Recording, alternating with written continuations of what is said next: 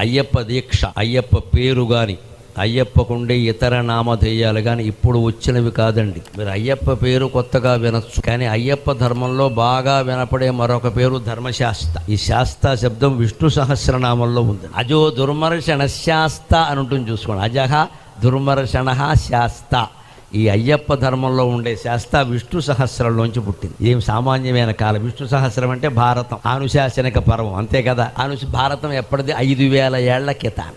అజో దుర్మర్షణ శాస్త అజక దుర్మర్షణ శాస్త అజక. మళ్ళీ పుట్టుక లేకుండా ఉండాలి అంటే దుర్మర్షణ, ఎవరూ నిన్ను అణిచివేయకుండా ఉండాలి అంటే, నీ ధర్మంలో నువ్వు నిక్కచ్చిగా ఉండాలి అంటే శాస్త, అందరినీ శాసించే విధానంగా నువ్వు ఉండాలి అంటే అయ్యప్ప దీక్షను అనుసరించాలి.